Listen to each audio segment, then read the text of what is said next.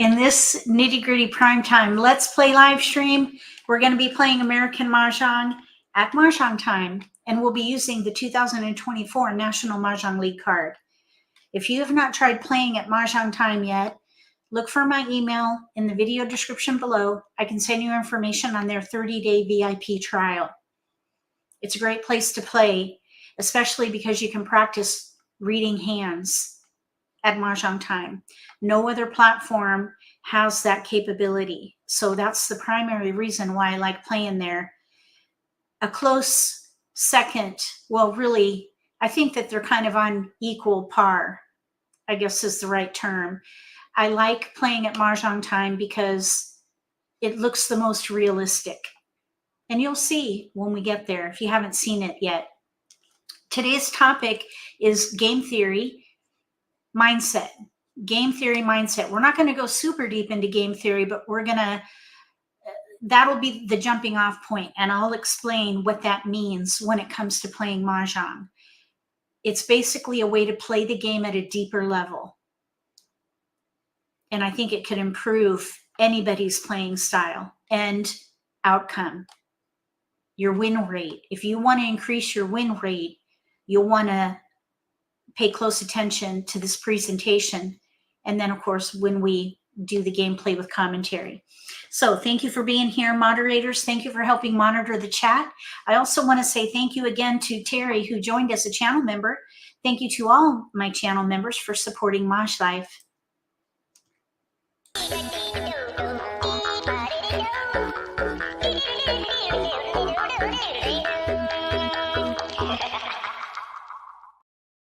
Also, subscribers, viewers, community members, thank you so much for supporting Mahj Life. I appreciate everything you do, from watching my videos to liking and sharing about my channel. Thank you so much. All right, shall we dig into some nitty-gritty? I'm ready if you are. Let me go to this presentation. Oh, Marcia, you have really influenced my love of the game. After 2 months, you're holding your own when you play. Awesome. Well done. Kudos to you for tenacity, because you're the one doing the work. I'm sharing what I know, but you're the one who learns and puts it into practice. So kudos. Hi, Karen. Thanks for coming. All right, so here we go. We've got the presentation ready. So buckle up, because we're going to go deep. And some of these concepts are not shared about very often in the Mahjong community. So I guess you'll have to let me know what you think about it, because it's really just not something that you hear very often. But it's in my recent book, the American Mah Jongg Primer Volume 2. This content is in that book. So if you're a reader, consider buying my book. You can find it on my books page on my website at MAHJLIFE.com. Okay, so here we go. We're going to dig in. Oh, thank you, Marcia. All right, so with this topic, we're going to start with a foundation. Then we're going to talk about settings, format, people, and then a framework. You ready? Here we go. Foundation. Game theory is a concept that's been around for a long time. Well, since really the study of gaming, most likely when people started studying poker, I think. But it's the study of decision-making under conditions of uncertainty over time. And it has a lot to do with the players at the table and how the decisions that they make impact the outcome of the game. And that is why with American Mah Jongg, or really any game that is strategic like American Mah Jongg, it involves critical thinking, but there are two other components of the game, really skills that are required in the game to play it well. And that is situational awareness and social acuity. And that's where this game theory concept comes in. Because if you play with these ideas in mind, you will be able to use variables that you see going on at the table to help you with your decision making in the game. So you can make educated guesses and you can optimize your winning potential by correctly interpreting what you see and hear at the table. So in Mahjong, when it comes to game theory, it's the study and application of strategic decision-making based on information gathered by observing how people act and interact when playing the game. That would include social awareness and or situational awareness and social acuity. These things, well, your critical thinking is in your own head, but the situational awareness happens at the table, and then social acuity comes in with interpreting the body language and actions of the players at the table. Those two things, though, the situational awareness and social acuity, changes based on the setting.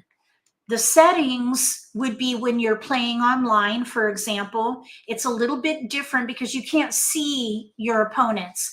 There are some tells that you can gather by seeing hesitations at the table electronically or digitally.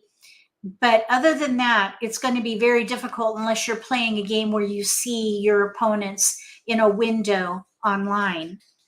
If you're playing in person, you have much more information because you can watch their body language and their micro expressions to gather information.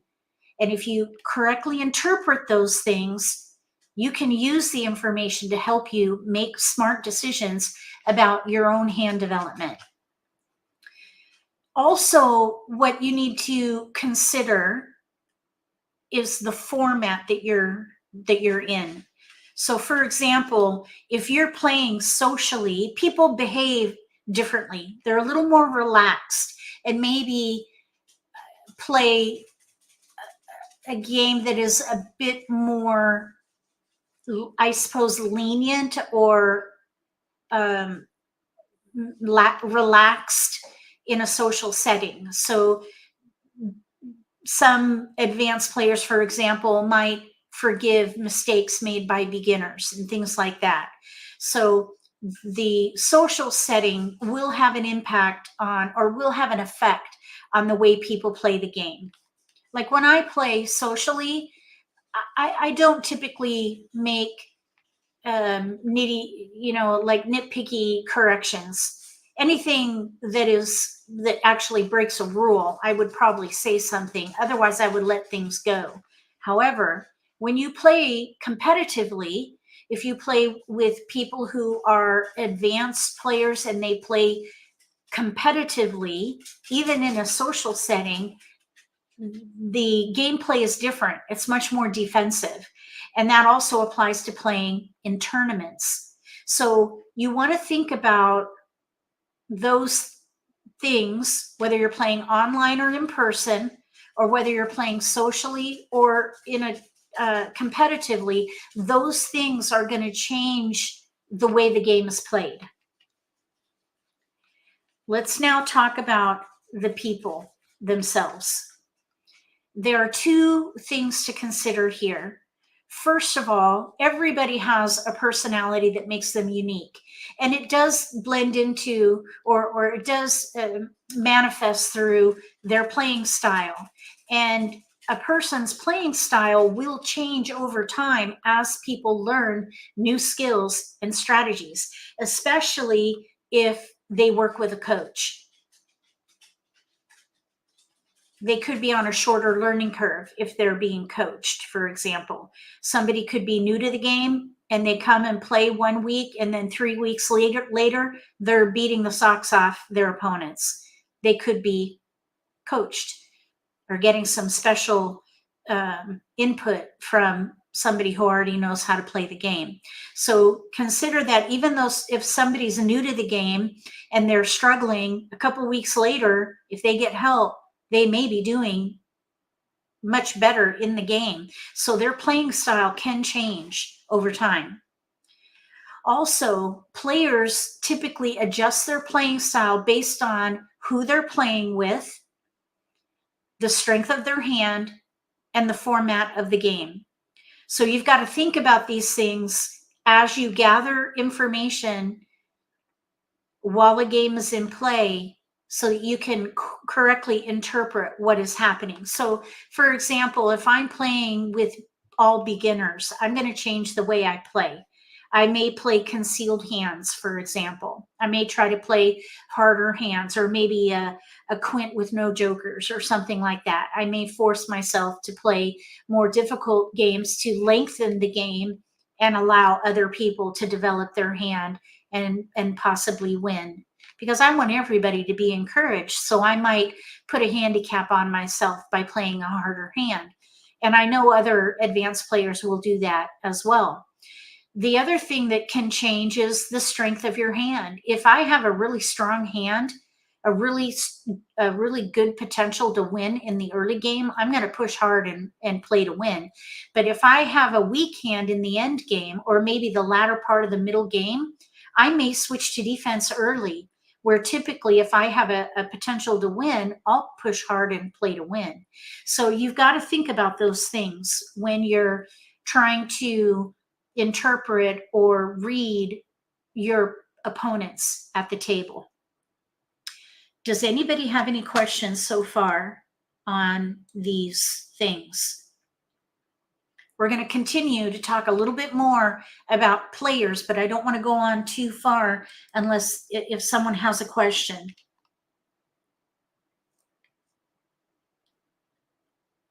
Okay, Lisa, I see your comment. You're on a plateau right now. You can't seem to get on a roll. Maybe it's the decision making in the Charleston. Well, we'll be able to talk about that with gameplay, with commentary. Feel free to ask questions. Okay, so let's continue. There are distinguishing factors on two different spectrums when it comes to players at the table. There's what's called the flexibility spectrum, and that's going to be where a player might pick a hand right from the beginning and focus on it, stick with it. And then there's an adaptive style where people will not pick a hand. They'll play at the category level for as long as possible and not pick a hand until they have to. So we have fixed and adaptive. That's one spectrum, flexibility spectrum. Then we have a risk tolerance spectrum. And this is where you have players who are passive, where maybe they are conservative when making a commitment. They maybe will let tiles go because they don't want to expose a joker or something like that. Or maybe they're not ready to commit to a hand because they see weakness. Whereas there could be players who are more assertive with their decision making, and they're okay with making an exposure with jokers, knowing that they'll lose them potentially. Or maybe they have a bit of weakness, but they're okay with committing to a particular hand because they're confident that they'll be able to make it happen with or without jokers, let's say. So you have that second spectrum that has passive on one side and assertiveness on another. So passive and assertive would be the risk tolerance spectrum. Do you have any tips on playing defensively when there are no exposures? Yes. And we're going to actually talk about that in just a little bit, Stacy. In part of this presentation, we're going to hit that topic. So let's quickly, though, talk about the tendencies of playing styles with people on the flexibility spectrum. In the begin game, for example, anyone who picks a hand at the very beginning of the game, they'll look at their dealt hand and they'll stick with something and they will just stay with it. They will focus on one hand and they'll just gather tiles for that one hand. Whereas adaptive style players, they'll instead focus on the category and gather tiles. Incidentally, I think playing with an adaptive style is the best way to play this game. You want to stay adaptive if you can. I know when people are new to the game, there's the tendency to want to pick a hand, but you really don't have to pick a hand till you run out of discards. When your tiles start going down in the pick and discard phase of the game, you may need to look at the hand level and then pick a hand then if your tiles go down. But other than that, up until that time, you don't have to pick a hand. You can just gather and play at the category level, gather, gather, gather, and then make a decision when you run out of discards. That's the best way to play this game. With the risk tolerance spectrum in the middle game, here's a couple of examples on this. Passive players tend to delay their first exposure to control information, especially if the exposure would include a joker. They typically don't want to risk losing a joker in an exposure, so they will let a tile go. Whereas an assertive player will call the discard and make the exposure knowing that they will potentially lose a joker. So those are two different risk tolerance styles of play. And there's no right or wrong in this, by the way. They're all good. There is proven tactics, though, that can help you make decisions on what to do if tiles go down, whether you're a passive player or an assertive player. And that has to do with the strength of your hand and the tiles that remain that you need, and also the stage of the game, what wall is in play. And we'll be able to talk about that as we go. In the end game, another risk tolerance example would be passive players tend to fold early and break up their hand to discard safely. They'll typically do that like at the end of the middle game if they don't think they can win, whereas assertive players will push to win regardless of risk. So think about yourself. Are you a passive player or are you an assertive player? And how does that change based on the phase of the game that you're in? Do you allow the phase of the game to help dictate whether you are going to go passive or assertive, whether you're going to push to win or fold? You want to think about those things. So let's take the flexibility spectrum and the risk tolerance spectrum and put it on a quadrant. For the passive and fixed, we have what I'm going to call a stingray. A stingray would be someone who maybe picks a hand at the very get-go when they get their dealt hand, and they're going to play conservatively throughout the game. That would be a stingray. For the assertive side of the fixed spectrum would be fixed assertive, and that I'm calling an orca. This would be somebody who picks a hand, but they're going to claim discards to expedite hand development, even if it means taking risks, losing jokers, or revealing what they're playing. That I would call an orca, fixed assertive. Then on the adaptive side, we have the dolphin. This is where they're more adaptive. They play at the category level, but still they're a bit more reserved when it comes to claiming discards to make exposures, because they want to control the information or they want to protect their jokers. So that would be a dolphin. And then, of course, we have the sharks. This would be adaptive assertive. This is where you play at the category level for as long as you can, and you play assertively. You expedite hand development, of course, depending on the strength of your hand. And this would be the shark. So we have stingray, orca, dolphin, shark.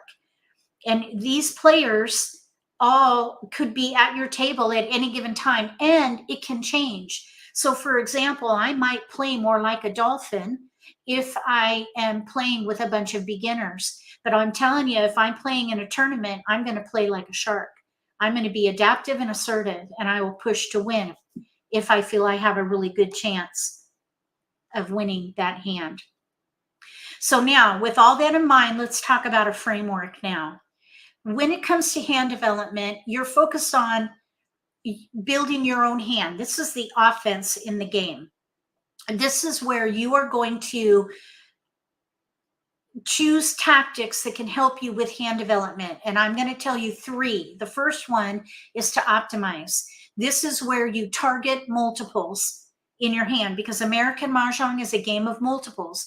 If you target multiples, you're going to optimize hand development, because eventually you're going to need multiples anyway. You might as well let them drive the hand. Let them drive the decisions as you gather tiles. Target multiples to optimize hand development. You can also use maximize, and this is where you use most of your tiles. That is another tactic, maximize. So in this case, in this example, we have a lot of 3, 6, 9. You could maybe do 3, 4, 5 or 2, 3, 4, 5 in here, but there are more tiles for 3, 6, 9. One way or another, you can maximize. Let me see, 1, 2, 3, 4, 5, 6 versus, yeah, there are far more tiles with 3, 6, 9. So I would focus on 3, 6, 9 and maximize if that were my hand.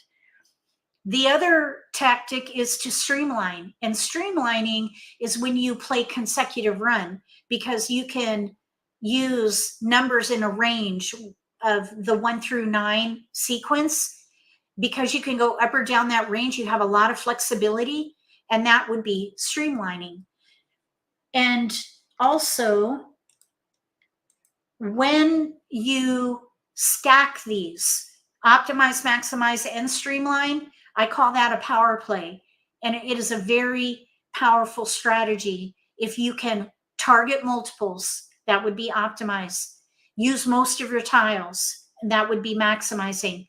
And play consecutive run, that would be streamlining. Optimize, maximize, and streamline for a power play. You have a really good chance of winning if you're able to use all 3 tactics in one hand. And I have a whole video on hand development that goes over these in depth if you're interested. Okay, so next we're going to talk about position. And this is another offense component. After the Charleston, after you've gathered tiles through the Charleston, which is where you transform your dealt hand into something that you can work with when he discards that first tile, you want to assess your position in the game in relation to your opponents, but based on what you've been able to do with your hand through the Charleston. If you have more than 4 discards, consider yourself an underdog for that game. You want to take a low risk approach until you have a hand with no gaps and few weaknesses. And we'll talk about gaps and weaknesses when we get to gameplay with commentary. A gap, for example, would be if you're playing 3, 6, 9 and you have no 6s. A weakness would be if you need 3 pair in your hand and you have only singles. So that's what gaps and weaknesses would be. If you have 4 discards, consider yourself to be a contender. Take a moderate risk approach and expedite hand development, but be a bit conservative until you're able to gain some strength in your hand. If you have less than 4 discards, you would likely be a front runner for that game, and you push to win regardless of risk. So with your position, it determines the level of risk that you can take when you play the game. If you're an underdog, low risk. If you're a contender, moderate risk. And if you're a front runner, regardless of risk, push to win. Any questions? Okay, so we're going to talk about Charleston decision making, and we're also going to talk about defense in the end game coming up right now, if I don't see any questions, which I don't, so here we go. Another offensive component would be push judgment. This is when you are at a place where you are either set or close to ready to win. Maybe you have 2 discards, 1 discard, no discards, you're ready to win. How hard do you push to win? You want to think about where is your winning tile? Is it in the wall? Could it be maybe discarded by an opponent based on what they've done prior in their discards or what their exposures are? And also maybe your tiles have already been discarded. So you want to think about those things, because those variables are going to be important when you figure out your potential to win. when you decide that you are going to play to win, you want to discard the riskiest tile first and accept the consequences, whatever that may be. You could incur a penalty or criticism by discarding a risky tile. But if you're ready to win and you decide to push to win, you just need to accept the consequences and then move on to the next game. Hopefully you declare Mahjong, but that's what happens when you decide to push to win. You could be discarding a risky tile. You just have to make that decision pick by pick. So as far as defense is concerned, you want to plan your discards. There are different ways that you can think about this. The first one is to simplify. Even from East first discard, you want to start by discarding useless tiles. So for example, if you are playing odds and you have even tiles, those are useless to you. Or wins, let's say, those would be useless to you. Subordinate tiles would be like a 2, 4, 6, 8 even tile. So useless would be like wins or dragons if they're not part of your hand. A subordinate tile would be a different category. And then inefficient tiles would be, let's say if you're playing consecutive run and you've been gathering tiles 2 through 6, 2, 3, 4, 5, 6. Well, the 2 is not as efficient as 4, 5, 6. So you might let the 2s go so that you can stay in that efficient range of 4, 5, and 6. So you want to simplify your decision making by discarding useless tiles, inefficient tiles, and subordinate tiles.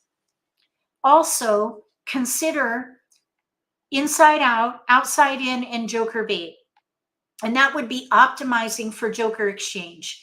These are the tactics that you can use to optimize for joker exchange. And we'll be talking through all of this when we get to gameplay with commentary. If you haven't heard of the outside in discard strategy, that would be in a topic in the Nitty-Gritty Primetime Let's Play live streams. And it is the topic called planning discards, I believe. And then there's another one called Joker Tactics. And those would focus on these particular tactics. Then the next component that you want to consider when planning discards is sabotage. This is when you discard knowing what your opponents may need or anticipating what your opponents may need, and you can use destruction, inaction, and wastage to sabotage their hand. So destruction would be, for example, if you claim a discard to make an exposure of a pure Kong with 2s knowing that they're playing a year hand. That could destroy their hand. Also, inaction would be where you draw a, inaction. Hold on one second. I'm having a brain freeze. Where you don't act on something where you could, like if maybe someone discards a tile and you don't want to claim it because, or you want to let it go so that you don't expose a joker with tiles that could potentially be used in an exchange. That would be an example of inaction. And then wastage would be, for example, if you discarded a symbol tile that could have been used for a joker exchange, that's wastage. So you could sabotage, for example, a potential pure hand by discarding that natural tile and not making the joker exchange that could result in a pure hand. So these are the different components of discard planning: simplify, optimize, and sabotage. And there's a whole episode on discard planning, so we're not going to go any deeper than just this. But all this needs to be worked into your framework when you're playing the game. You want to think about these things to help you plan your discards. So now we're getting into the question that came up with Stacy. Playing defensively, this is where this risk matrix comes in, risk assessment matrix. And when you draw a tile that could potentially be a risky tile, or maybe a tile that your opponents need. And the only way you're going to know that is if they have exposures, or if you've been closely monitoring their discards. Because if an opponent does not have any exposures, it's going to be very challenging to figure out what they're playing. But if you watch their discards and their mannerisms as other players discard tiles, you may be able to figure out at least what category they're in. So let's talk about it now. On the left, we have likelihood. On the right, we have impact. Those are the two sides of this matrix. Under likelihood, when you draw a tile, you want to think about the risk. Is it going to have an unlikely risk? Like if you discard it, would an opponent pick it up? Probably not. That would be an improbable risk. So improbable risk would have an unlikely reaction at the table. The next one would be the possible level, and that would be where the risk is likely to occur. And then the last one is a probable, where you have risk that is most likely to occur. So improbable, possible, and probable. So think about that, kind of commit this to memory, because now we're going to look at the impact side in relation to the likelihood. If an opponent has no exposures and you have a tile that has not, let's say we're at the end of the middle game, we're going into the end game, and one of your opponents has no exposures. You draw a tile where none are out. That is going to be a risky discard. So it will have a probable likelihood that someone is going to claim it. But if an opponent who claims it and has no exposures, that is an acceptable impact, because it's going to be very hard for you to determine whether or not they need that tile if they have no exposures. So cut yourself a break if they have no exposures, and just accept the consequence if they declare Mahjong. Hopefully they'll claim the discard to make an exposure and it won't be as painful. But it gets more difficult when an opponent has exposures.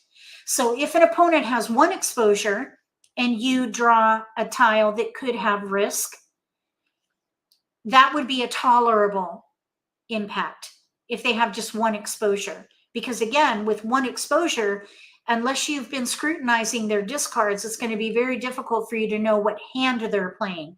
You may be able to figure out what category they're playing, but you won't be able to drill down to the hand level until you get to the unacceptable level, where they have two exposures. When an opponent has two exposures, that is when you can determine what hand they're playing. So one exposure, you can usually figure out what category they're in based on the discards that they've thrown out. With two exposures, you can probably determine what hand they're playing. And then that would be an unacceptable impact if you draw a risky tile that can fit their potential winning hand. And then we have the intolerable impact, where someone has three exposures. With three exposures, you can confirm what hand they're playing, because every exposure commits you further to a hand. So when you have an improbable or possible risky tile in a situation where you have opponents with no exposures, that impact is going to be low, because it's a big expectation for anyone at the table to expect you to know what they're playing. So your level of defense can only go so far, because you don't have enough information to make an informed decision. But it increases with more exposures. So the acceptable impact with a probable risky tile is going to increase in the impact under acceptable. If they have no exposures and you draw a risky tile, that's going to have a medium impact. If they have exposures and you draw risky tiles, you're going to have medium impact under one exposure and two exposures. And then it increases when you get to more exposures. So the idea here is that when you draw a risky tile, you want to stay out of the high and extreme impact areas. If you draw a risky tile and you have opponents with 2 and 3 exposures, you want to fold and break up your hand because the impact will be high and extreme. But if you have a good potential to win and your opponents have 1 exposure or no exposures, and you're still in that low medium impact, play to win. So commit this to memory. And incidentally, I do have a printout for you on here in a wiki article if you're interested in studying this risk assessment matrix, and use this to help you determine the level of risk that you're willing to take and the level of impact that you're willing to accept. Okay, now let's talk quickly about fold judgment. So there's push judgment where you're deciding whether you're going to play to win and what you do. There's also fold judgment, and this is where you look at your potential to win and decide that your potential is slim, so you fold. And what that means in Mahjong is that you're going to keep the risky tiles and break up your hand, even if that means that you're ready to win or near ready to win, and discard as safely as you can to force a draw. Don't claim any discards to make exposures. Every exposure that you make reveals information, and information is king. It's power. So you want to control the information. So don't claim any discards if you know you cannot win. Some people think that if they make a pure Kong, that it might sabotage another player's hand, and that is a tactic. However, it also gives away information. I'd rather keep that information to myself and keep them guessing at where their tile is, rather than them knowing. And if they have more time in the game, make a switch. So try to stay concealed, especially if you decide to fold. Discard tiles that have been exposed or previously discarded. Also, it's best to discard number tiles where 3 are already out. And out means either discarded or in exposures. And that applies to all tiles except for year tiles. Because if there are 3 white dragons out, someone can still win on a year hand with 1 white dragon, because it's a single tile in a 2024 block, for example. So keep that in mind when you draw a tile and decide how risky that tile is going to be. Also, at the very end of the game, maybe 2 picks from the end of the wall, the 4th wall, discard jokers. Let those be the final discards, and just discard the riskiest symbol tiles, or I'm sorry, the safest symbol tiles possible if you have decided to fold, and then end with your jokers being the discards. Keep in mind that all of this, playing at a deeper level, allows you to play smart. The smarter you play, the luckier you will be. This is a quote by Mark Pilarski, who is a casino aficionado. He is a gambling columnist, and I think this is a fantastic quote. Smarter you play, the luckier you'll be. All right, let's play Mahjong.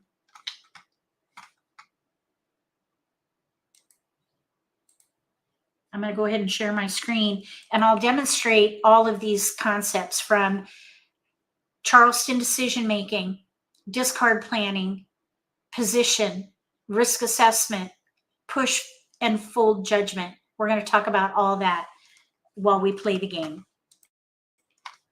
Does anybody have any questions?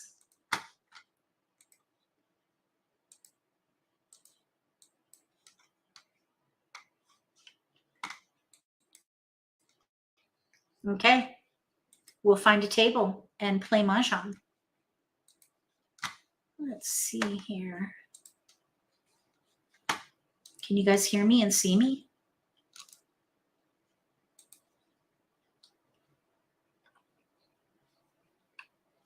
It's awfully quiet.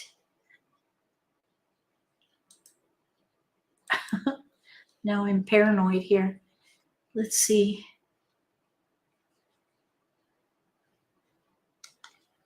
Oh, thank you. Thank you, Lisa. Okay, you can hear and see. Okay, good. It just was so quiet for a minute. I was thinking, oh man, did I did I lose you? Okay, here we go. We're going to join this table right here. All right.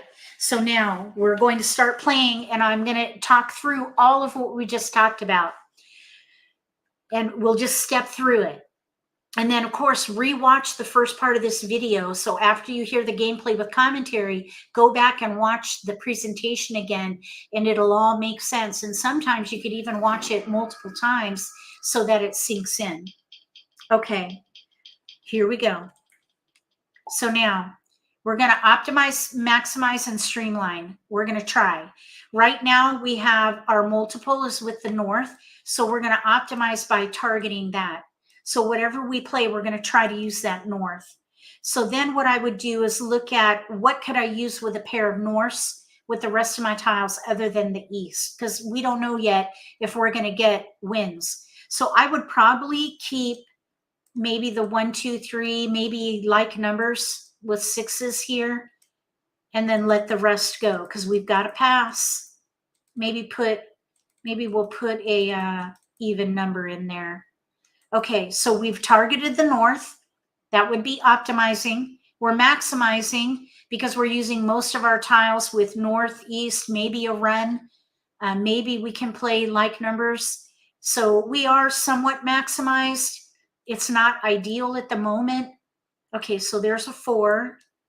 We have like numbers with 7s in there. Here's a 2, but that's not really helpful at the moment. Here's a 7. So we have 1, 2, 3, 4, 6, 7 in cracks, 6, 7 in BAMs.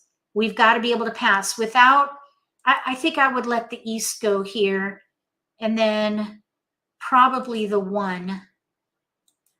So we have 6 or 7 like number potential. We have a run in here, maybe 2 ways. So we'll see. We're currently trying to work in the north if we can.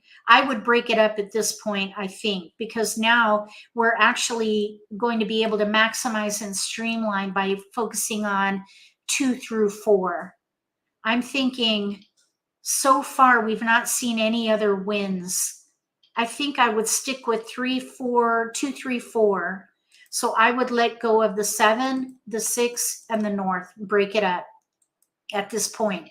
Without a south, the north is useless. I would rather hold number tiles. Okay, now we have 5, so we're getting more into the efficiency level or range. Efficiency 3, 4, 5, 4, 5, 6. We did keep 1, 6, so let's try to stick with the 3 through 6, 3, 4, 5, 6.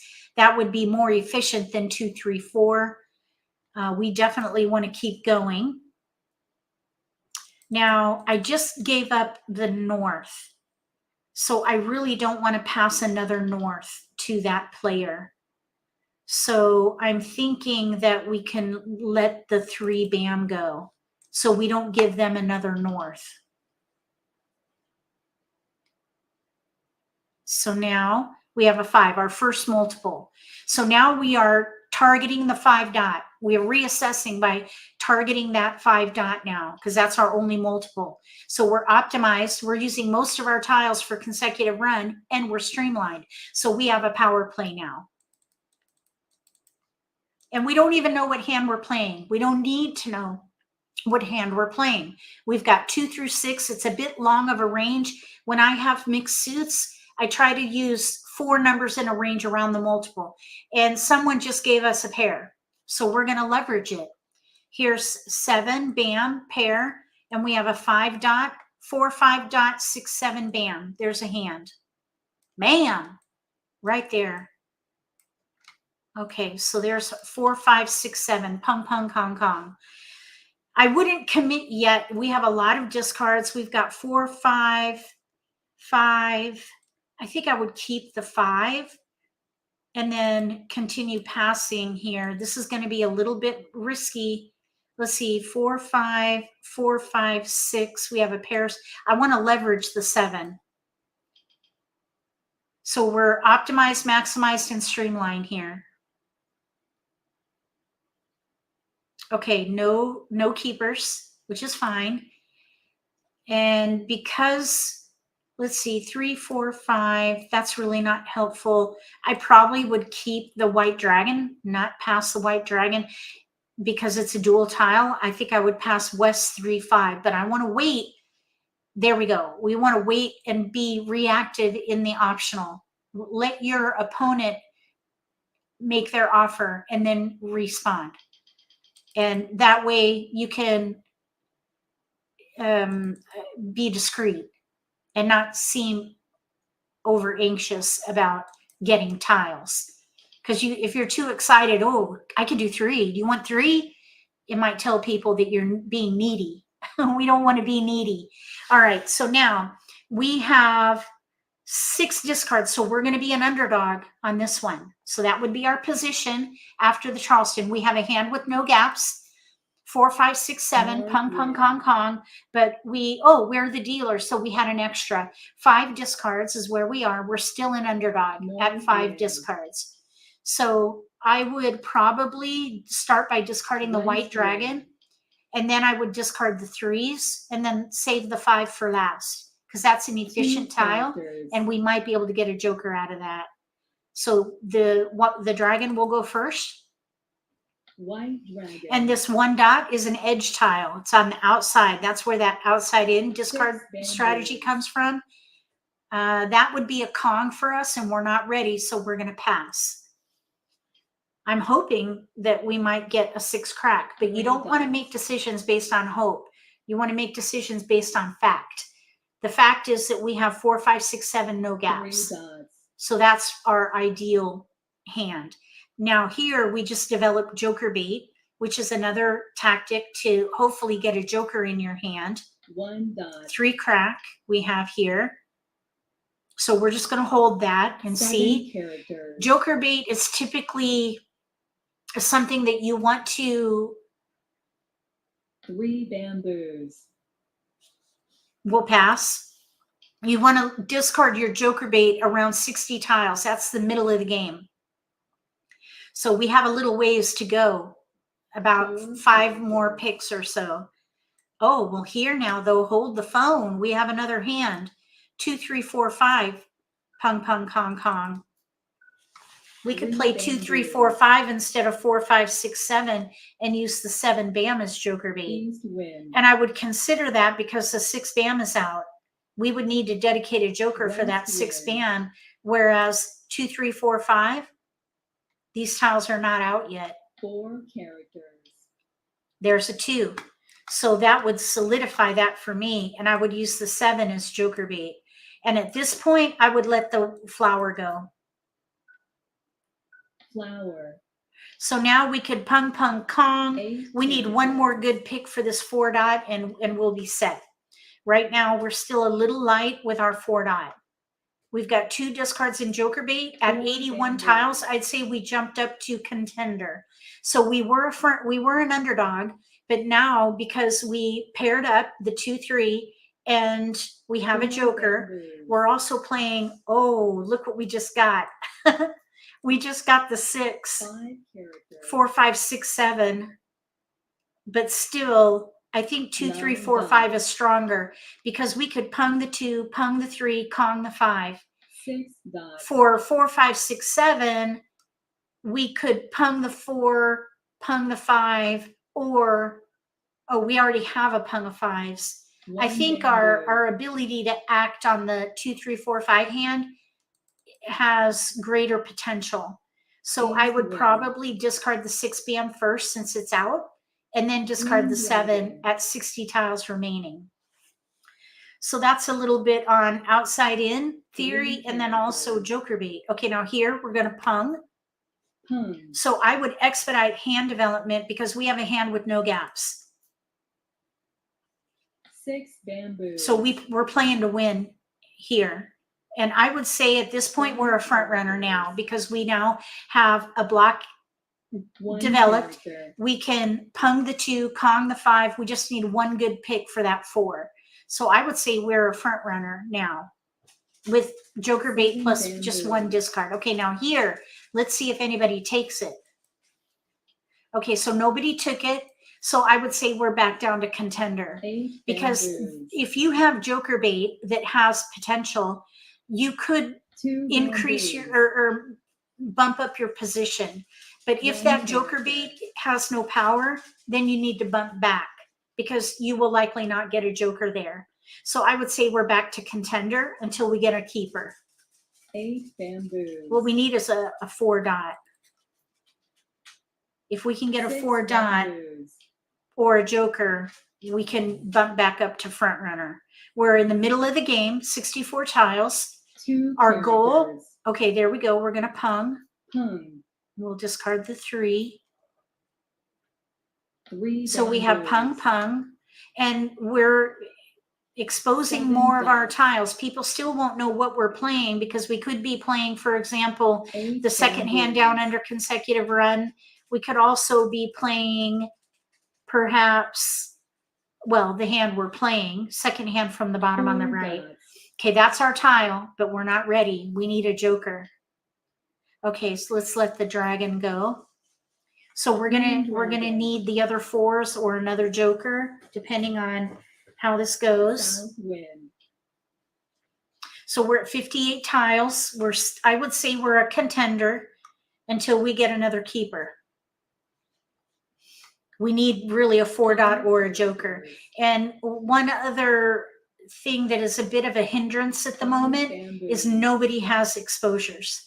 That is challenging because the exposures are what South wind. is the exposures are the delivery method for joker exchange characters. potential. And that's one of the things that you want to optimize for, getting those jokers. If nobody's exposing, well, then that's off the table. So right now, we really don't have much of a recourse. We're just picking from the wall. So hopefully we'll draw 9 well. bamboos. And then hopefully we'll see maybe some exposures with jokers that will allow us to, there's a pure pung, so no joker potential there. 6 dots. Don't need a 1. 1 dot. So we're at 53 tiles remaining. We're still in the middle game. The end game will be right around where this 8 bam is. So we have 1, 2, 3, 4 more picks before the end game. So we're still in the middle game. 3 more picks, 6 because that pick characters. goes to this player. 1, 2, 3 more picks, and then we'll be in the end game. 5 That's when you bamboos. want to decide whether you're going to push to win or fold. And at the moment, I would push to win because we're playing a hand of least resistance here. We can use jokers throughout. 2 bamboos. And at the moment, no jokers are visible but our own. White dragon. So we need keepers in here. We need joker keeper here. 2 dots. 2 bam. 2 bamboos. Okay, 1 more pick and then we'll be in the end game. We have 2 2 discards. dots. I would still play to win.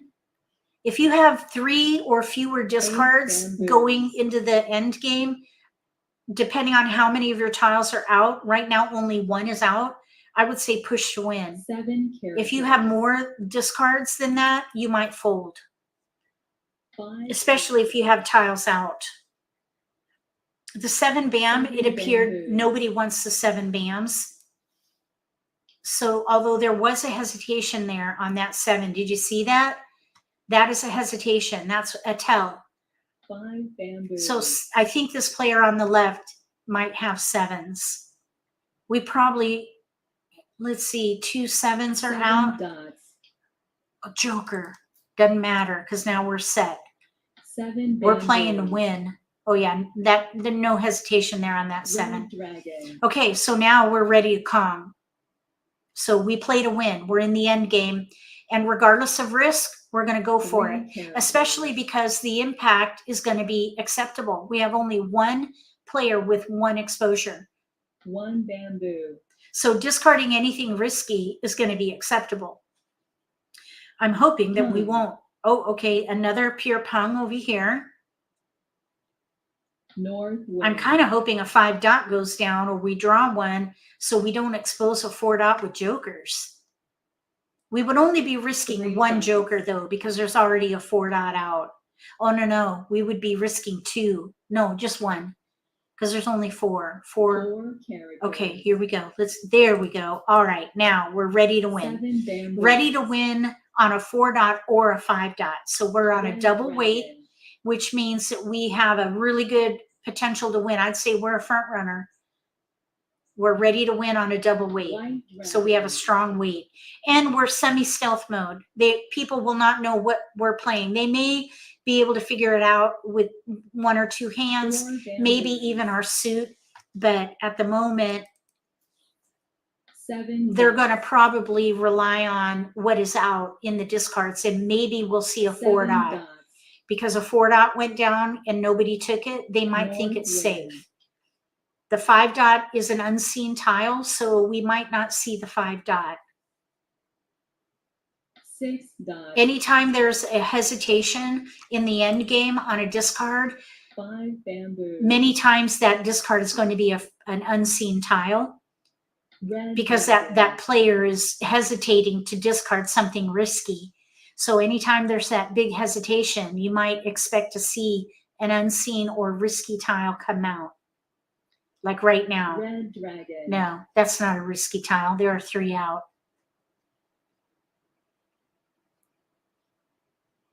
3 dots. Oh, we drew a joker. So there's Mahjong. So we did get Mahjong. Somebody, it looks like, figured out what we were playing. They held the 4 dot. We'll go look over there in a minute. So we have 2, 3, 4, 5, pung, pung, kong, kong, hand of least resistance. We started out as an underdog. We crept up to contender. We went up and down, contender, front runner, but ended up a front runner and won in this case. Over here, we have news with ones. They have a flower. Ooh, they should have let that flower go probably earlier. How many norths are out? Oh yeah, the norths went down. So they were in between. They probably should have discarded all those wins. And I don't think the flowers were going down though. Here's 6, 7, 8, 9. They also have flowers that are going to be risky. Here, where did the 4 dot go? Right here. Here's the player who held our 4 dot right there. And then over here we have 7, 8, 9 mixed suit Kongs, but they couldn't get flowers. All right, so we'll play again. Okay, so with the presentation on game theory, did all that come in? Did it kind of all come together for you as far as Charleston decision making, optimize, maximize, streamline, and then assessing your position and the level of risk you can take based on your position, and then the discard planning and whether you push to win or fold at the end of that middle game and discard even risky tiles? Did all that kind of come together for you in that game? I hope so. Okay, now here we have a wide spread. So we have nothing to target. What we want to look for though is the predominant pattern. When you don't have multiples, you look for the predominant pattern. And when you have a wide spread like this, you look for like numbers. So we have all the 5s. We have 2 8s. So I would probably hold 5, 6, 7, 8. So that would be the predominant pattern. Even though we don't have a 7, 5, 6, 7, 8 would be the predominant pattern. We might be able to use the wins. East and west go together. And I would probably pass these 1, 2, 9. So we have 5s, 8s, a 6. If we get 7s, we can do 5, 6, 7, 8 and streamline. So here we have a lot of 4, 5, 6. There's the south though. So there's 4, 5. We have our first multiple, the 6. So now we reassess, target the 6 because that's our multiple. 4, 5, 6. We have no 7. That's a gap. So I would probably let the 8s go. We have no 2. So I would not focus on evens. So with a 5, 6 and a 4, 5, 4, 5, 6, 5, east, west, I would probably pass the dragon with an 8 and let the south go. Because we could do east and west with 5, 6 dots, 5 dot or 5 crack. So we're targeting the 6 band. Oh, thank you, Sue. Okay, so we did get a 7. 5, 6, 7 we have now. 5, we do have 5 through 8. Here's the north now. We have 2 clear discards, really, because that 8 dot is really not very helpful. But we do actually have a hand in here. 5 dot, 6 bam, 7 crack, mixed suit Kongs with the flower. I think what I would do here is let the north go.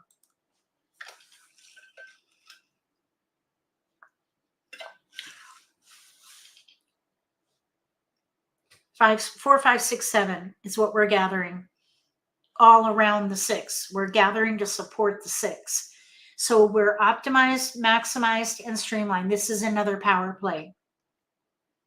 Now, that's not a guarantee of a win, but you have a high potential. Okay, now somebody just passed 2. So the player on our left threw out a red flag just now. Here's a 5 crack. So now we have 2 multiples. 5, here's 2, 3, 4, 2, 3, 4, 5, east and west. We definitely want to keep going. We could do 4 dot, 5 crack, 6 band and leverage the multiples. So I would let the 7 go. Let's see, 4 dot, 5 crack, 6 band, 2, 3, 4, or 3, 4, 5, 6.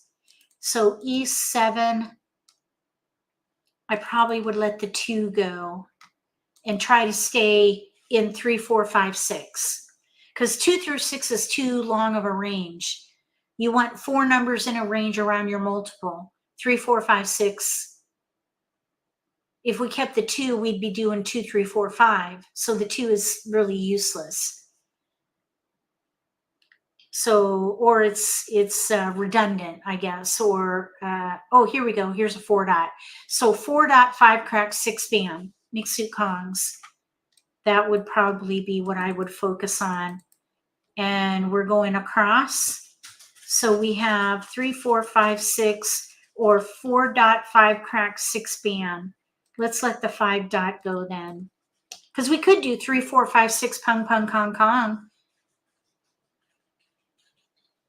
That would use 2 multiples, but if we play 4, 5, 6, mixed suit Kongs, third hand down on the right, that would use every multiple. So let's just see what comes in, because right now we have a weakness with our flower.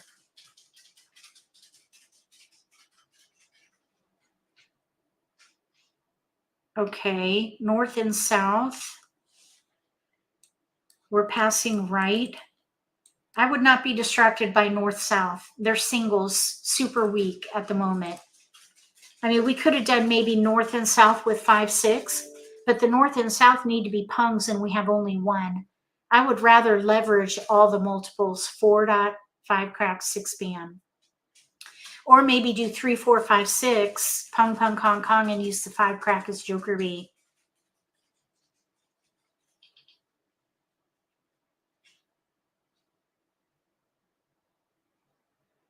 Okay, now we have 3 dot paired up. So 3, 4, 5, 6 is now stronger than 4, 5, 6 mixed suit Kongs because we have a weakness really with the flower. We could still hold the 5 crack, and here I would discard 2. Since north and south, well, north and south we're going around, and so is east and west. So I would discard these. Probably east. Okay, I think I gave them a north. Let's see. So we have 3, 4 dot, 5, 6 band, pung, pung, kong, kong. And here, no keepers. I would start by discarding wins and then use outside in for the triage, discard triage, or discard planning. 1 bamboo. So the wins go first, then outside in. And the outside tile we have is the 7. East wind. At the moment, anyway.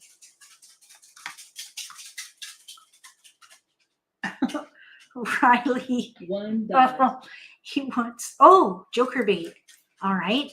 Maybe somebody's playing a wind hand. We'll see.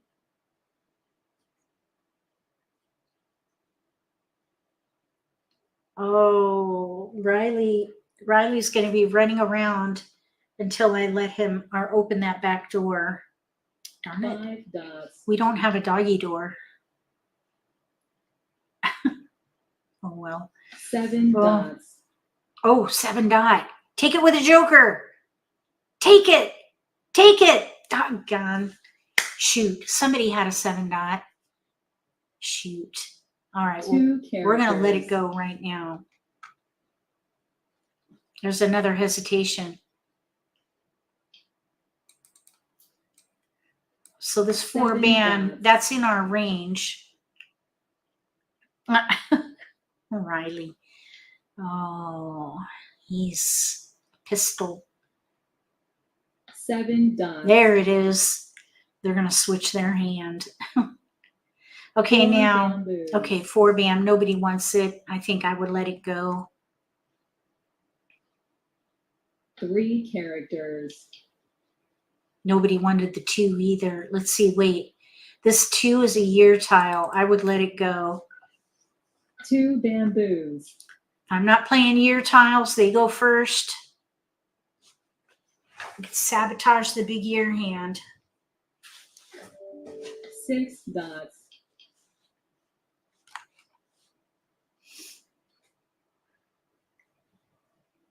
So the only thing we can act on at the moment are the 9 pungs. dots. 3, 4, pung, pung.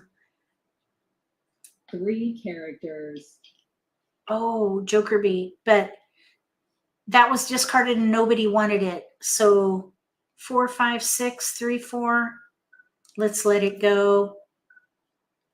4 Oh. bamboos. Yeah, nobody wants it. And we can't really use it, even though it's in our range, just because of what we have. If we had a 5 dot, I would be tempted to keep it for maybe a 3, 4, 3 dots. 3, 4. I don't know. Here we go. We're going to pung. Pung. We have a hand with no gaps, so we're going to push.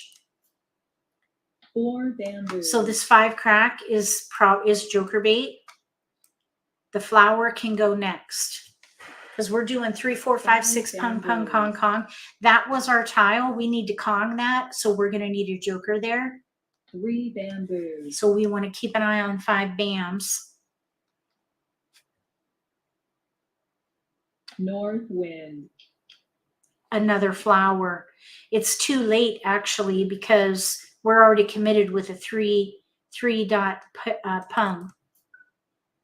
Flower. Okay, someone's playing a hand with flowers.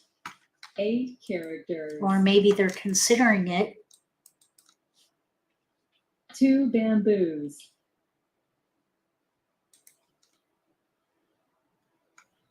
4 characters.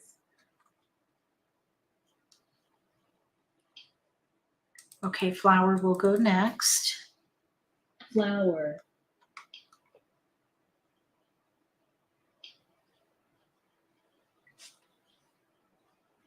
1 character.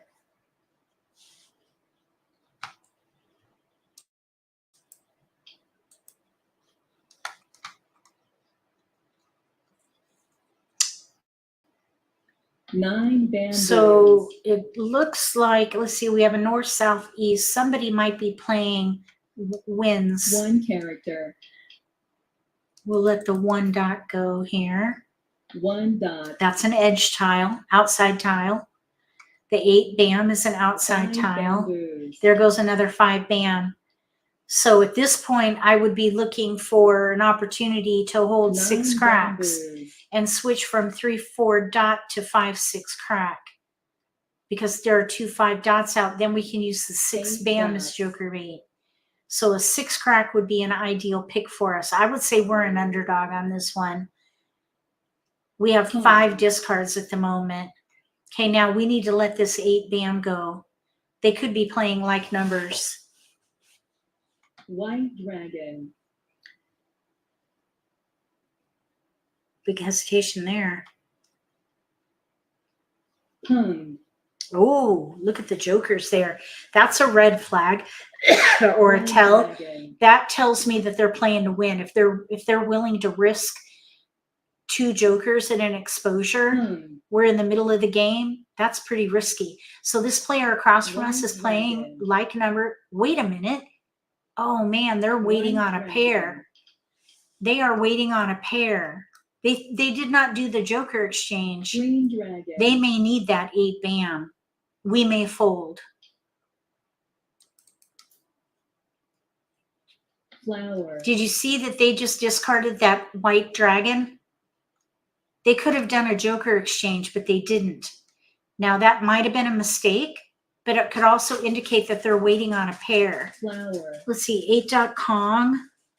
The only hand they could be playing with an 8 Kong One bamboo. is like numbers with dragons. One character. Okay. West wind. Hesitation there. Okay, so now we need to get rid of these Green dragon. wins because there was hesitation. Now this player across from us Red dragon. also didn't. Okay, that's weird. They missed that white dragon Nine opportunity, I dots. believe, because they just took their own joker and they kept it. So I think that was a mistake. Therefore, we're going to discard this 7 8 bam characters. right now. 8 I hope I hope bamboos. that's not a winning tile.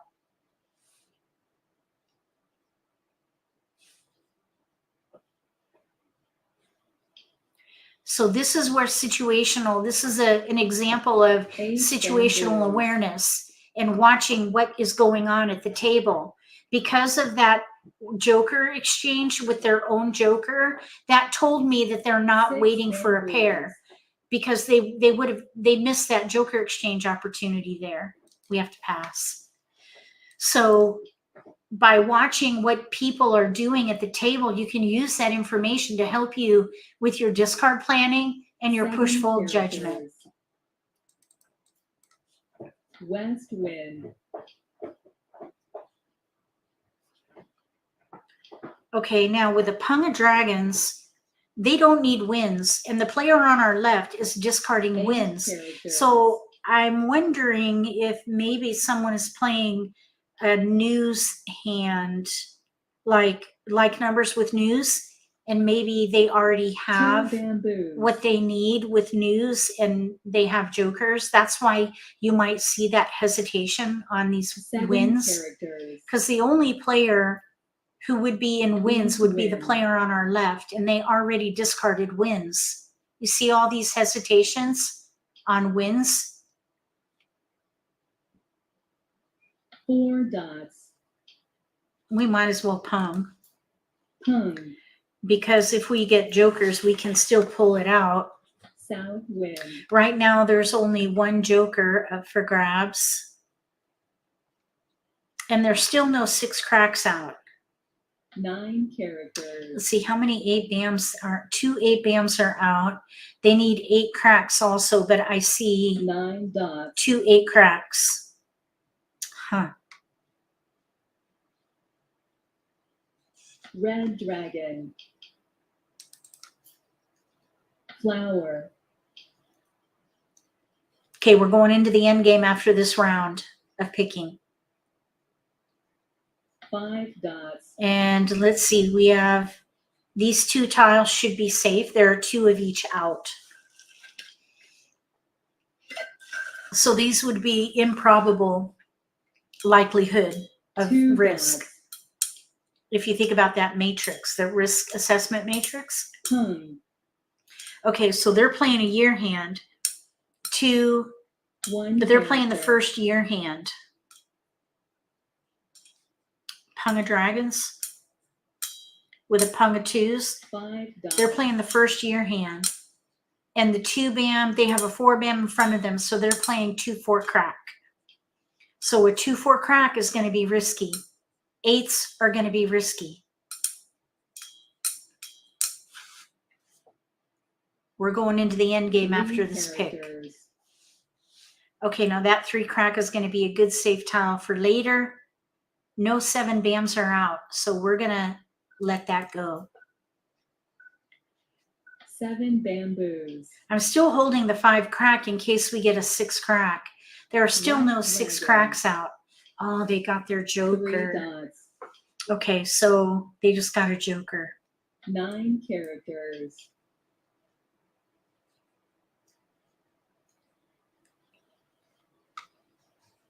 5 dots. A 4. That's going to be super risky.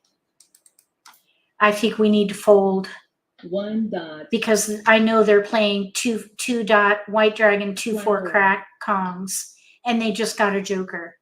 We're in the end 4 game, bamboos. and we have 4 discards. So I'm thinking we 4 fold. dots.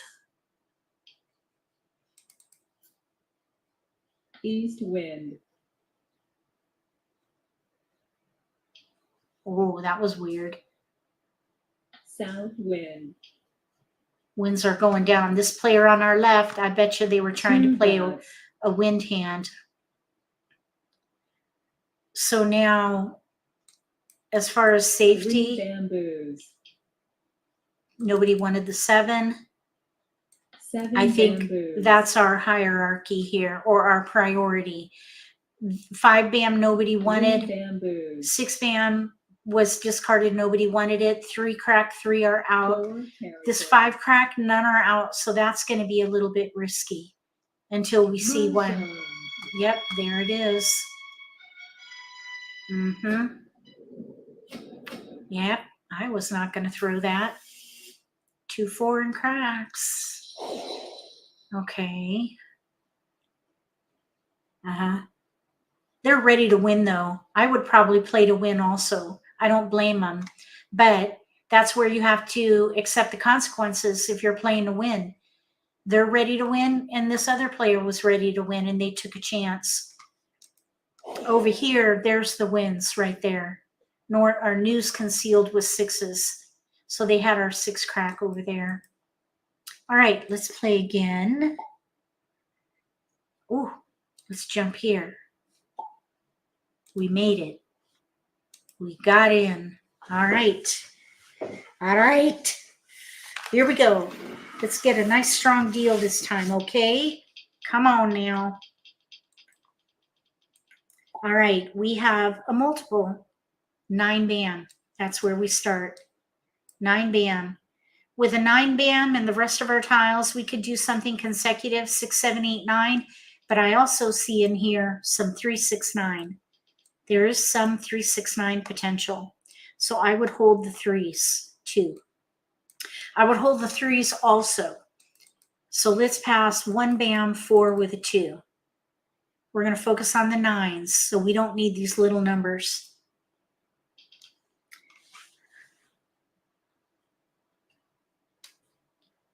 Three, 6, 9 with 3s. We have a hand in here with no gaps already.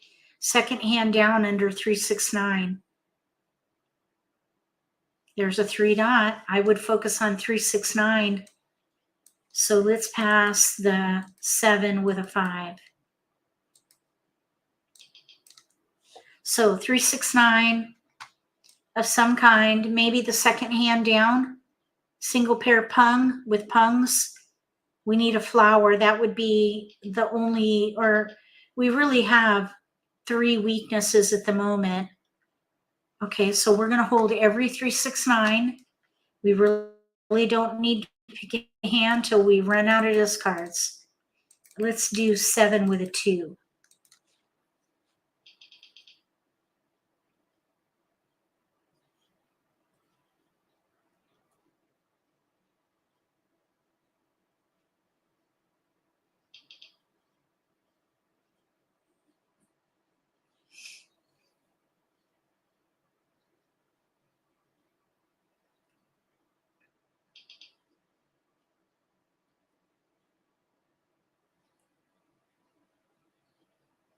One, oh, like numbers.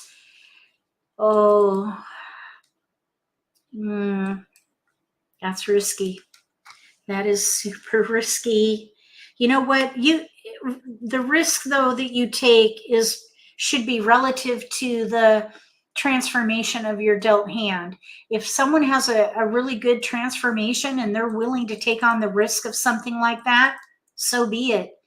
But I'm just saying, if I happen to be in little odds or maybe consecutive run with little numbers, they'd be in trouble. It's not advisable to do that. If you can mitigate the risk, do it. And passing like numbers is almost as risky as passing a pair, in my opinion. 44, I believe it's 44% of the hands on the card use like numbers. That's a lot. That's significant. It's almost as many hands as using flowers. So passing like numbers should be not equal to, but passing like numbers is just as risky as passing a flower, or almost as risky as passing a pair. Even passing a flower would be almost as risky as passing a pair, because there's so many hands with flowers. That applies to like numbers too. That's why I talk about it so much. Okay, what's happening here?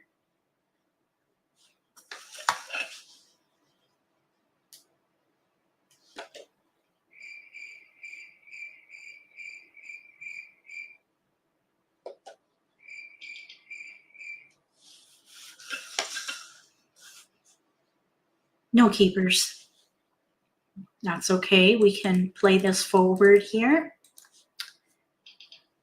So we're playing some kind of a 3-6-9 hand, maybe the second hand down. It looks pretty good. We could also play the first hand, I suppose. 3-6 dot, 6-9 bam. There's a 3 crack though. That second hand down is looking really good. Maybe this 9 crack can go. They went 3, we can do 3. So 3-6-9, second hand down, no gaps. We have 2 weaknesses. 6 bam, flower. 2 weaknesses, 4 discards. So I would say we're a contender on this one. We're a contender. We take moderate risk. 7 Year characters. tiles go first. Let's see. We have 2-3-2-3. 2-3 crack, 2-3 dot in there. But I wouldn't be distracted by that because we have a pair of 9 bams. 1 character. We have a hand with no gaps under 3-6-9. All we need in here is a 6 bam or a 5 flower. characters. Otherwise, we can pung the rest. We can pung the 3 crack, pung the 3 dot, and we could pung the 9. But I wouldn't do all 1 3 dragon. until we get at least that 6 bam or flower in our hand. So here now 2 another characters. 6. So we have 3-6-6-9. So we want to consider that. It is a multiple. It could maybe be joker 8 bait dots. for us. So that 8 dot will be a good discard here. 9 characters. I would love to get a flower or a 6 bam so we 5 can dots. bump up to front runner. I would let the dragon go first. Dragons Green are a hot dragon. commodity every year Kong. because there are only 3 of them. Even though there aren't as many hands with dragons 7 than there are with bamboos. number tiles, they're still a hot commodity. So if I'm not using them, I discard them Kong. early. Okay, there's an exposure 4 with a joker. characters. We want to be mindful of that. East Winds wind. go first, then dragons, then year tiles, and then outside in. That's the way that's the strategy that I 6 use with dots. discarding. Okay, now here I would not call that because we're kind of in between, and that will likely then be a discard and not joker bait because 1 nobody character. wanted it. So we have 4 discards. I'd still say we're a contender. 8 dots. We're a contender until we get a flower or a 6 bam. 2 dots. So we're playing the second hand down under 3-6-9. 5 characters. 8 bamboos. 2 dots. 5. Okay, let's let the 8 go. 8 characters. We're going to hold 5-6, 4-5-6. Maybe someone is still 7 holding the 6 and they characters. just weren't ready for it. You never know. 8 bamboos. Looks like nobody wants 8s. Seems like evens are really going down, but there's not very many BAMs out. 1 dot. There are only 2 BAMs out, 8s. 8 BAM, 8 2 dot. characters. No BAMs. Somebody's maybe playing evens with BAMs. 3 characters. Or maybe, okay, here, I would just go ahead and pung. Pung. We're just going to push a little bit. We'll push a little 8 bit. dots. We could always have a plan B of playing like numbers with 6 with dots. flowers. Okay, so we'll pass. There was a bit of a hesitation on that 6 just then. Maybe the 6 player, bamboos. oh, that's our tile. We need a pair on that. 9 dots. So, oh, we don't want to hold a 7. 7 dots. Okay, no hesitation there. So this player, excuse me, on our left, I wonder if they're playing big odds. 2 bamboos. They could be playing big odds with that 7. They're not playing like numbers. It appears that they're not playing consecutive run based on what they have out. There are 9s in front of them, though. 8 characters. They could be playing addition, actually. Okay, here we go. All right, now we're cooking with oil. No, what are we doing? I get this wrong every time. Are we cooking with gas? 3 bamboos. Or are we cooking with oil? I don't even know. I have no idea. We got a keeper. That's what I know. 6 characters. All right, so now we're ready to pung because we just got one of our 2 pair. 2 characters. Now we can run. Gas. We're cooking with 6 gas. dots. I keep thinking oil. I mean, that makes more sense because you don't cook your food with gas unless you're More grilling. bread. Anyway. All right, so we have one weakness 4 with our characters. 6 BAM. We're ready to pung, though, the 3 dot 4 and the 9. bamboos. I'm hoping that we will draw so we don't reveal more. I don't 1 want to dot. reveal, especially the 9 BAM, because that's going to expose us with our category. If we 2 can dots. claim a discard for the 3 dot, they might think that we're playing either 4 consecutive dots. run or maybe even like numbers. But if we expose the 7 9, dots. they're going to know what we're playing. So I want to try to stay stealth 7 mode if we characters. can. Semi-stealth. 8 characters. So 3 dot would be an ideal claim, not so much the 9 6 BAM. bamboos. Okay, now we're running tight now on our 6 BAM. That's the second 5 one, dots. second one out. We need that 6 BAM. So we are bamboos. vulnerable right now. There's only one more 1 6 BAM. bamboo. We may need to switch to like numbers with 3s. 7 dots. We need that 6 BAM. 9 characters. 2. 2 characters. Either way, the 3 crack can go and nobody wants the 6. So we're heading into we're still 2 in the middle game. bamboos. Still in the middle game with one more pick. 9 characters. Oh, shoot. Okay. 3 bamboos. We need a keeper. 1 Oh, a dot. lot of people have gas cooktops. That's true. 4 characters. All right. Oh, man, I'm nervous on this one. That 6 BAM. 9 dots. We are at risk here. We're in the end game now. 1 character. Awesome. Okay. Whew. We're still not out of the 6 woods. dots. Now, what would be ideal is for someone to throw a 9 BAM. We have potential for a pure hand here. 9 BAM. This is where I'm expecting a fresh 1 tile. dragon. That is a fresh tile. Did you see that hesitation? There was that 6 hesitation there. characters. Okay, 9 BAM is what we want. 4 bamboos. Or to draw 6 BAM. Okay, now, here we go. We're ready on a pure hand. 3 characters. Ready to win on a 9 BAM. And one was just discarded a couple rounds ago. 7 characters. And nobody took it, so they might think that it's a safe 3 tile. dots. So we're ready to win on a 6 BAM. with a pure hand, and we are semi-stealth mode. West wind. Pung. Oh, we got skipped. Flower. Whoa, risky. They're playing to win. When someone throws something risky like that in the end game, they're playing to win. That just helps you figure out who your contenders are.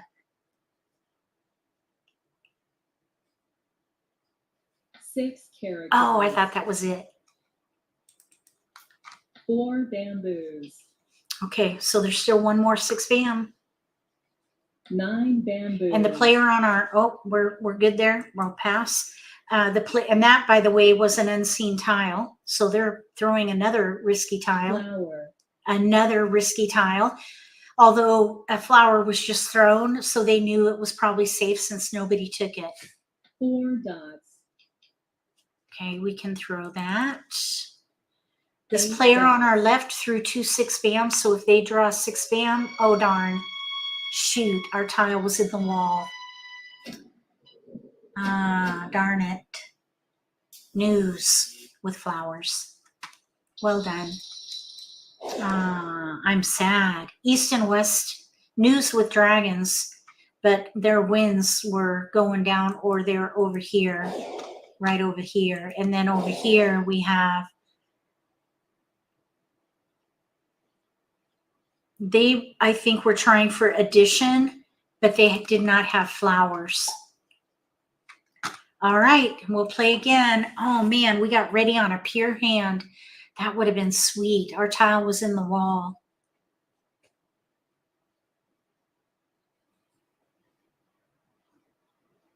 Oh, I wanted to win that one. Could you tell? Shoot. Oh. Oh, well. Oh, thank you, Karen. That was a good hand. It would have been a sweet win. Well, every win is a good win, though. You know? Okay, what's happening here? We need people at the table here. Come on. Come on and join us.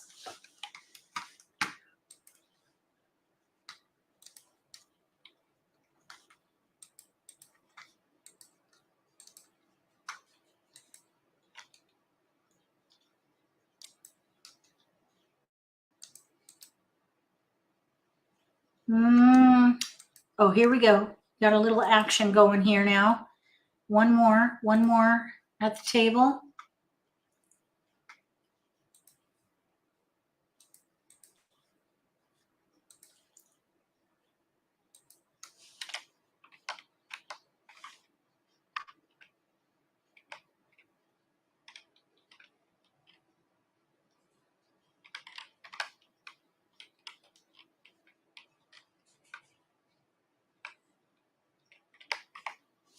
Okay, we need one more player here.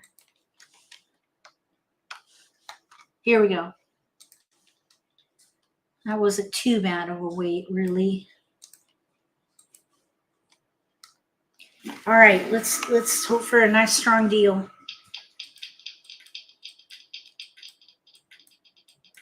Okay, we have multiples that don't go together. We have 4, 6 and crack and a 1 dot.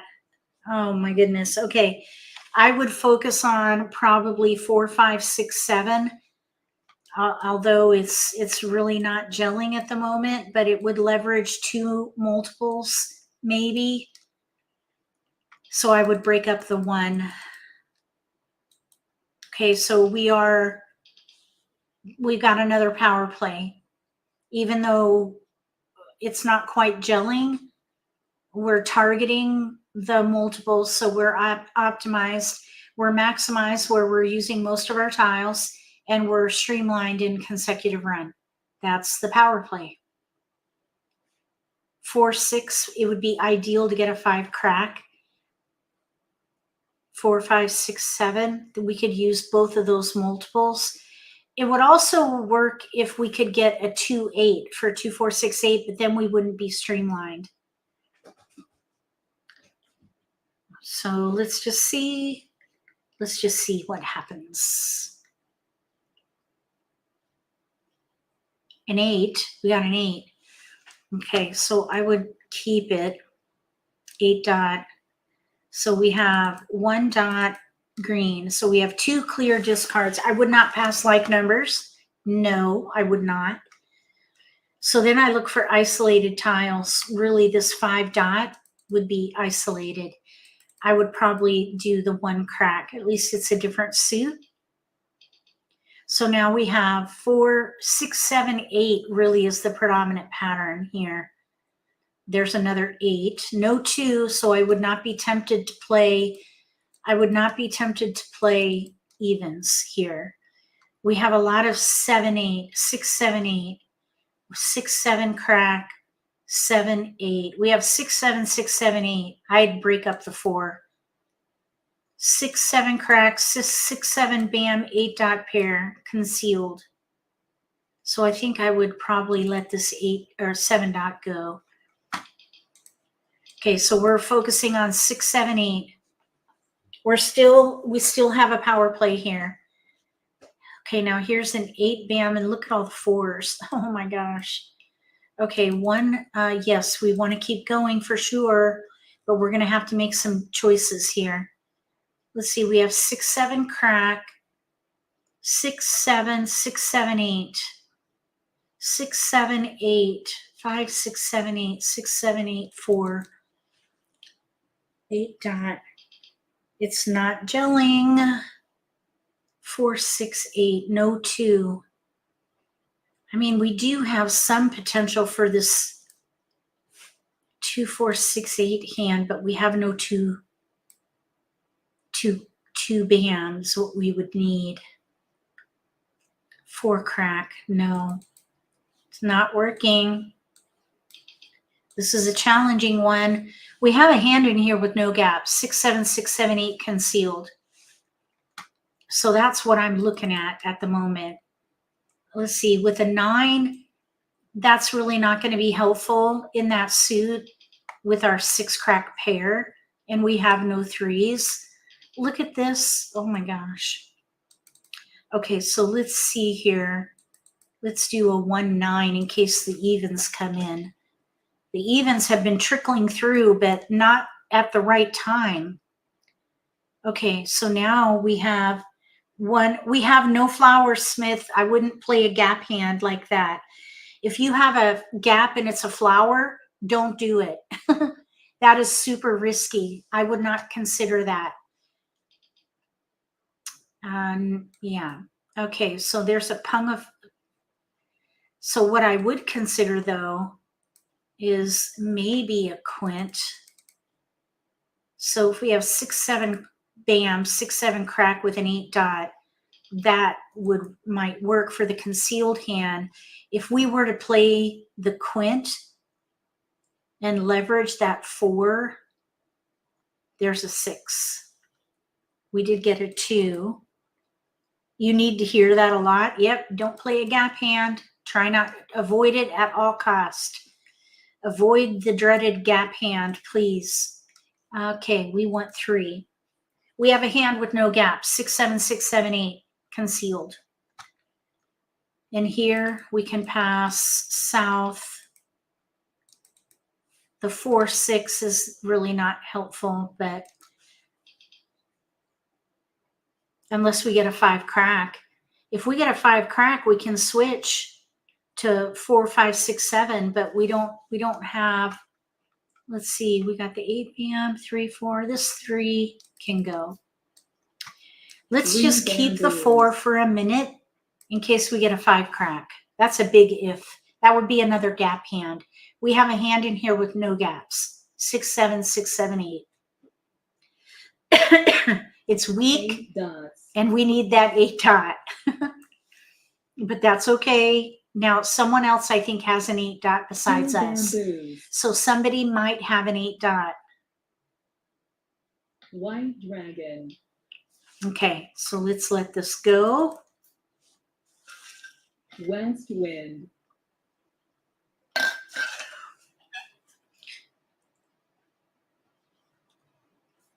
North wind. it would be ideal to pick a 5 crack or an 8 south dot. wind, 5 crack or 8 dot. We're in between hands.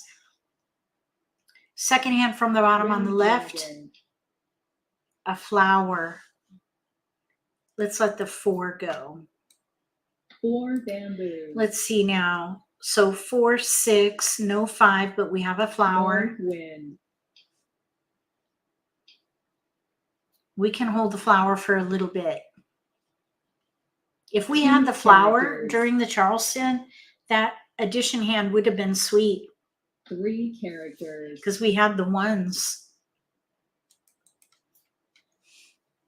8 bamboos,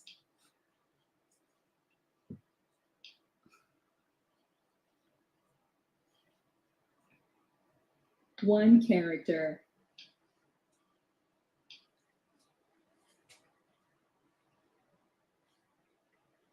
4 characters, I would not call that. Even if we were to use that 4 crack pung, we wouldn't do pung pung kong kong. west wind, Oh, there's some evens coming in here. You know what? We could do 2, 4, 6, 4 8, dots, second hand from the bottom under evens.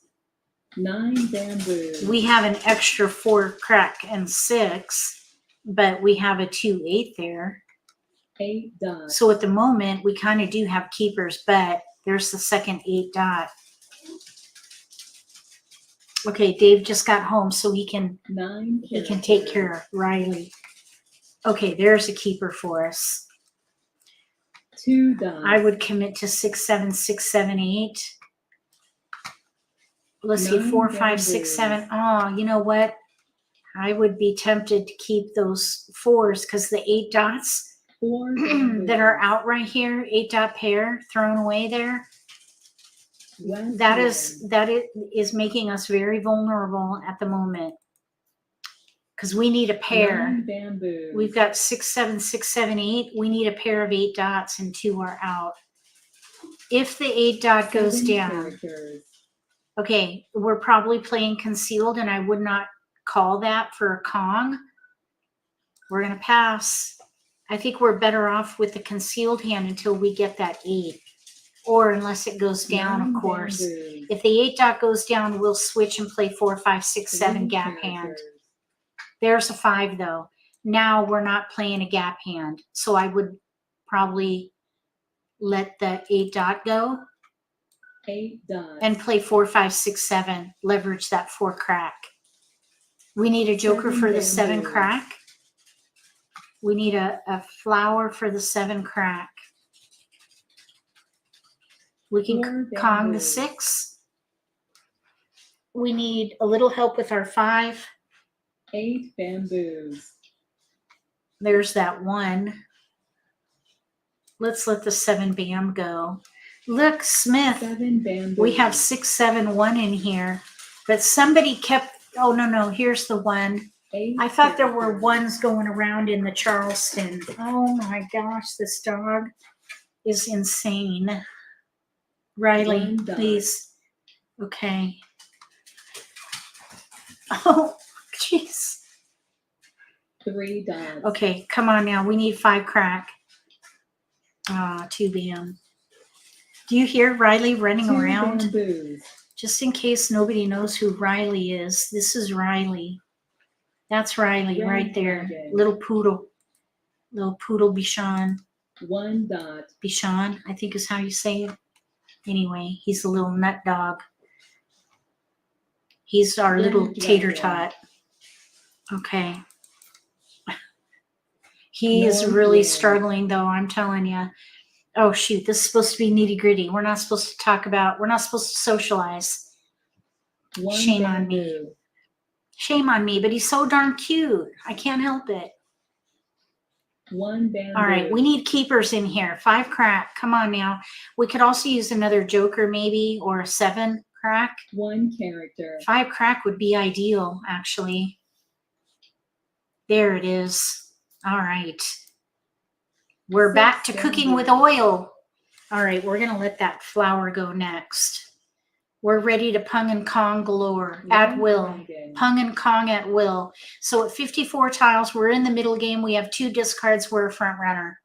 9 characters. We were probably underdog most of the game, bumped up to front runner 2 when we dots. got that 5 crack, or I mean a contender when we got the 5 crack. And then that last Flower. pick made us a front runner. Gas. Did I say oil again? Oh my gosh. I am so White weird. dragon. I don't know why I have such a hard time with that. All right, the 1 crack should be safe.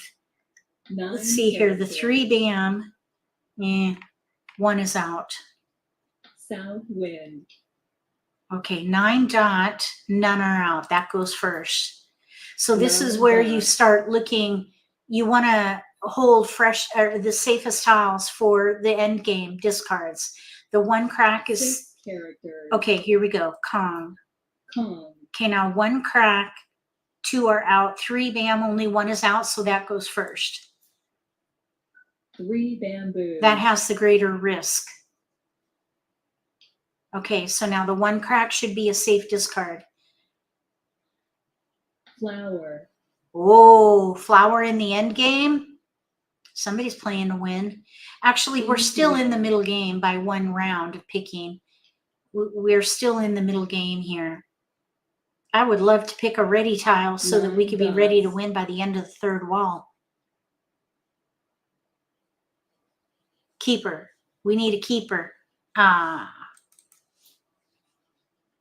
3 bamboos. Okay, we could still maybe call something to get ready to win. 5 crack, 7 crack. 6 dots. Oh, shoot. 6 dots. Oh. All right, we're in the end 3 game. bamboos. We're in the end. There we go. All right, we made it. 1 We made character. it just after the middle game. So now we're on a double weight. We could win on a 5 crack or a 7 3 crack. characters. That's called a double weight. And we have a very strong potential to win this game. 8 dots. Now that there could be other front runners at the table. We don't know that, but we're ready to win. 6 bamboos. Hi, Dana. Welcome. We are ready to win. 7 dots. You wait, Riley. It's past Riley's dinner time, so 2 bamboos. he's upset. He's hungry. South wind. All right, we need a 5 crack, 7 crack to win. 5, 6, 4, 5, 6, 7. Pung, pung, kong, kong. Second hand 6 from the dots. bottom. Second hand from the bottom under consecutive run. 7 bamboos. We're playing to win. East wind. Now these tiles, the 7 crack is out, so that I wouldn't be surprised. White dragon. I wouldn't be surprised if someone throws a 7 crack, but the 5 crack we might need to draw. 1 bamboo. Ooh, okay, this is out. Red dragon. Dragons can be very risky in the end game. 6 dots. Oh, dang. 9 dots. Okay. 1 bamboo. Okay, we need a keeper. 3 are out. 4 We're playing to bamboos. win anyway. I would discard a risky tile. 8 characters. Even though this is a 25-point hand, it's still a good win. Okay, here's a delay. 8 Unseen. characters. Oh, that's not an unseen tile. That was just discarded here. Flower. Oh my gosh, that's risky. 8 bamboos. 1 character. Okay, come on now. Release. 9 dots. Release the winning tile, please.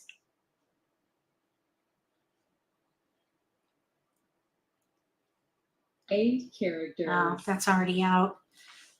Okay, 2 are out. 3 characters. All right, we have 3 more picks. 6 bamboos. Oh, 2 bamboos. all right, here we come. Here we come. It's coming around. 2 characters. Come on now, keeper. We need a keeper from the wall. Ah, darn it. 6 bamboos.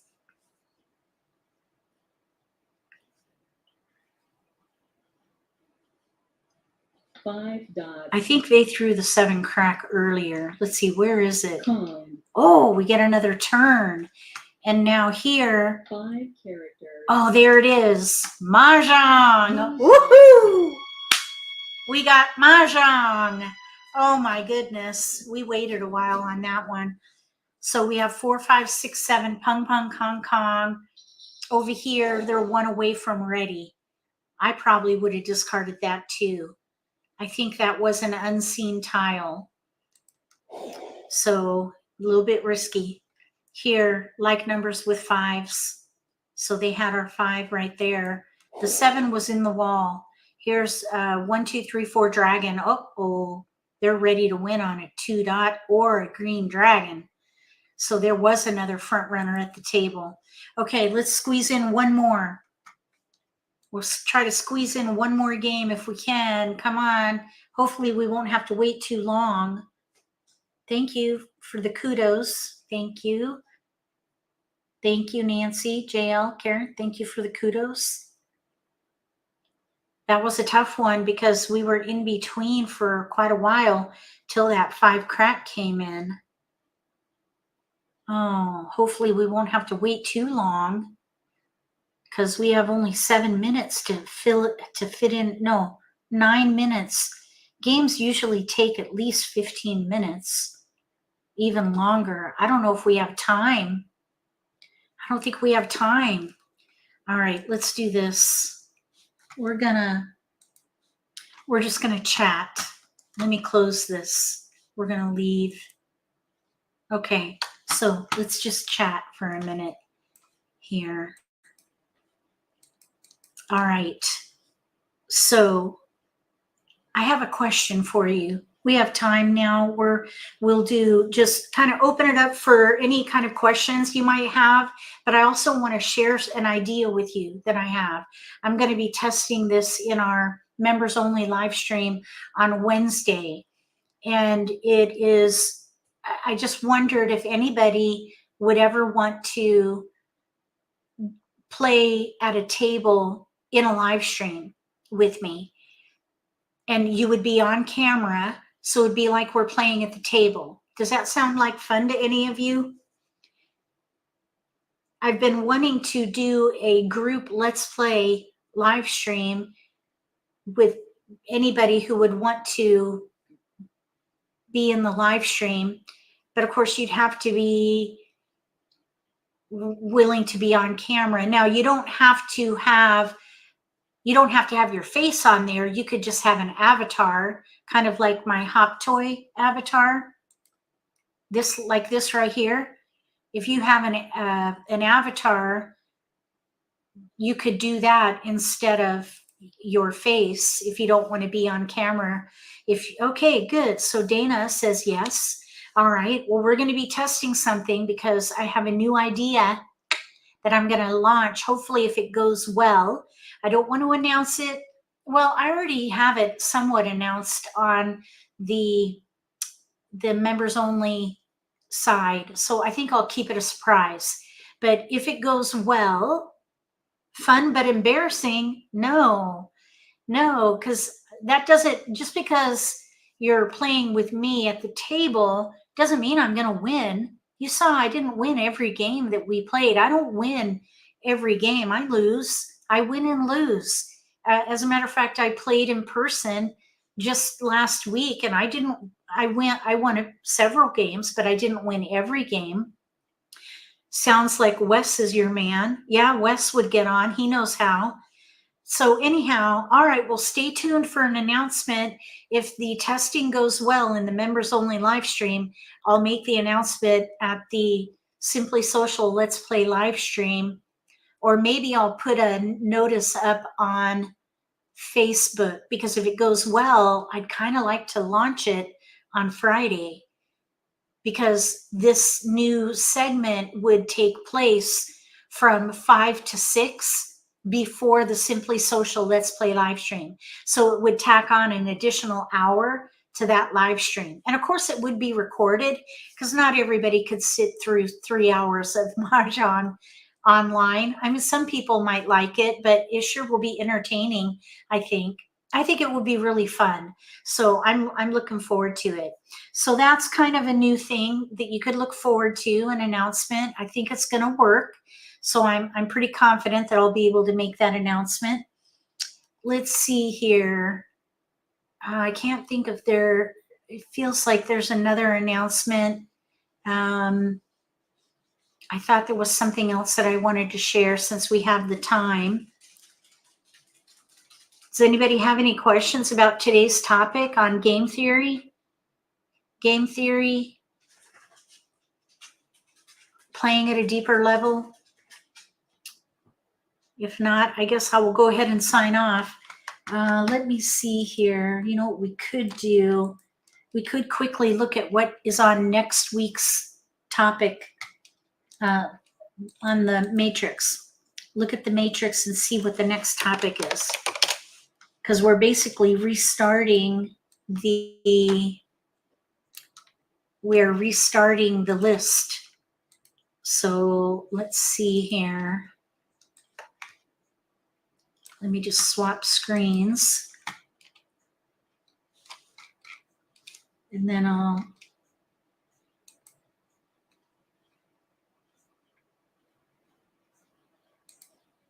oops.